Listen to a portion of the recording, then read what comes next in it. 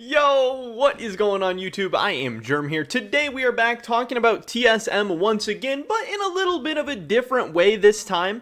Obviously, TSM has not had the greatest start to the spring split. Who knows if they're going to turn around in the kind of second half, or I think we're, a little bit less than the second half of the season left to go. Some people think things are going to start turning around. Some people think TakeOver looked pretty good. Shenny's probably better than your son. They'll probably start winning some games. They'll probably start doing better. But the mini offseason between spring and summer is also fast approaching, and then there's even the actual offseason, which some TSM fans are already looking forward ahead to the 2023 season. And it seems like everybody has an opinion. Everybody has thoughts or different ways or different ideas for how TSM could right the ship, for how TSM could fix everything or change everything. And maybe some people think what TSM has going on right now is good enough as well. And I'll get to my own ideas eventually. I do want to post my own kind of rebuilding TSM video, but today we're going to be going off of somebody else's thoughts. We're going to be going off of the thoughts of LS and how he would fix TSM. So definitely drop a like if you guys do enjoy this video. I would appreciate that a ton. And subscribe to stay up to date on all my latest content. Numbers have been looking really, really good recently. I've been super happy, super excited about everything that's going on.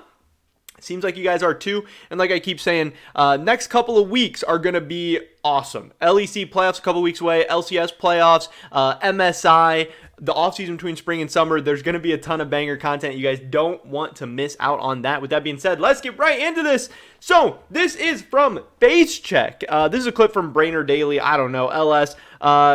Saying that, hey, TSM might be able to get a pretty big name out there. So let's watch this clip and see what they have to say, and then we'll kind of break it down. Not only this idea that LS has, but just kind of the idea in general that he has for TSM. And I'll give some of my thoughts and opinions, of course.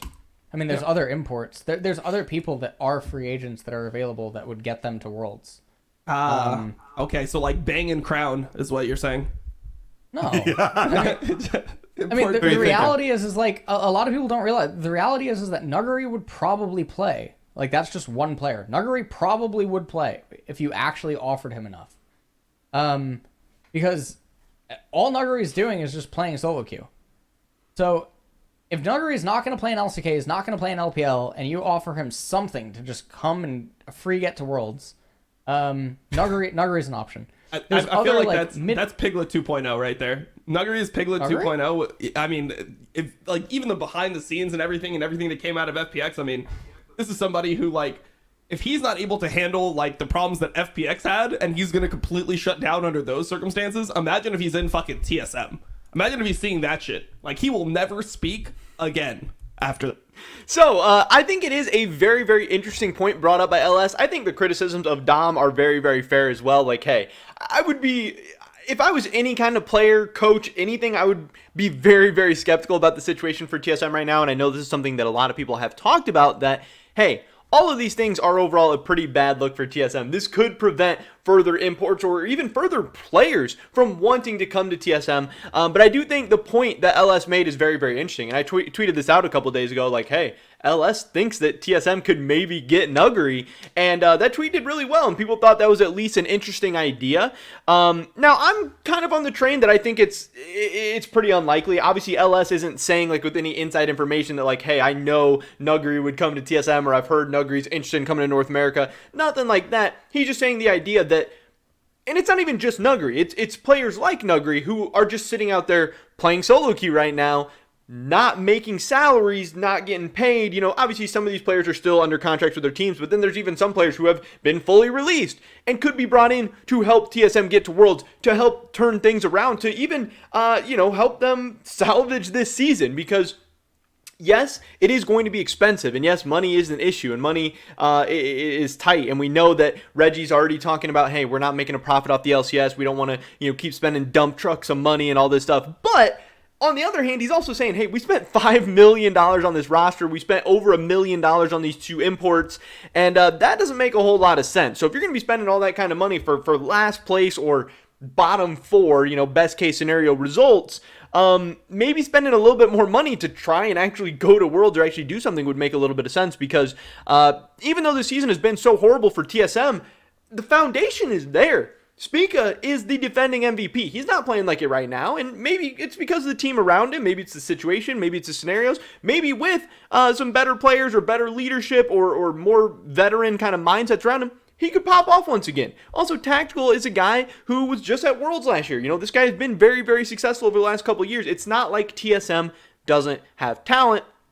Just for whatever reason, these 5 players, this infrastructure, everything has not worked out. Now, Nuguri, I think, is a very, very interesting kind of person. Obviously, it would take a lot of money, and I don't know, even if you offered him a ton of money, maybe it's probably an amount of money that TSM wouldn't be willing to spend at this point. But yeah, like to Ellis's point, hey, would you rather come over to North America for one split, try and help TSM make Worlds and make a bunch of money, or keep playing solo queue for free? Now, again, there's a bunch of reasons why Nuguri maybe wouldn't do that or shouldn't do that or whatever, but I did think it was an interesting point brought up by LS. That also gets me to think, who are the other options? And this is options that everyone has been talking about, Where do you want to go? Huni is on an expiring contract. This is his last season under contract with TSM, so are they going to be building towards him in the future anyway? Are they going to be bringing him back? Is he going to be re-signing? Or is TSM going to go need to find a new top laner, So then could it make sense to bring somebody like a Nuguri in? Should TSM be looking at other options like a Tenacity or, some other younger academy names to start if they really want to build forward for the future? Is Huni going to be that guy? That doesn't make sense. Obviously, they're still hopeful of trying to hang on to Spica, but at what point does, potentially selling off Spica and trying to actually get something from him rather than just having him leave for free in the offseason, when does that become a conversation? Mid lane is one of the biggest ones. We know there is Jizuke. We know there is Niski. We know there is Jensen. There is a ton of names out there that could be instant upgrades for TSM that could help them turn things around this season and potentially go to Worlds. Because right now in the LCS, mainly a 2-team race. Mainly TL and C9. Everyone else seems to be pretty far away, at least right now. Obviously, we expect EG to be a strong team in summer. We expect 100 Thieves to be a strong team in summer. Who knows if FlyQuest is going to be legit or not. But there's only 2 teams that are looking really, really great right now. Getting to that third position is still very, very realistic for TSM. And then, there's still a ton of other players out there too, like Sven. There's Advian support. For a little while, there was Mickey you could have had as a potential support option as well. We know there's tons of young players out there. Chime is popping off in Academy right now. We know that there's obviously Ayla in the Academy scene right now. Like, there's so many ways that you could either have a better rebuild and a better developmental roster than TSM's having right now, and then there's so many ways that you could have a better roster for building for right now. Again, that's not even factoring in, yes, like Ellis is saying, other imports, Chinese, Korean players out there who could potentially come over as well, rather than just, hey, some giga mid-tier LDL players that TSM decided to go with and are not really panning out because, TakeOver looked okay in a couple games, but I don't think anyone thinks he's a long-term answer either.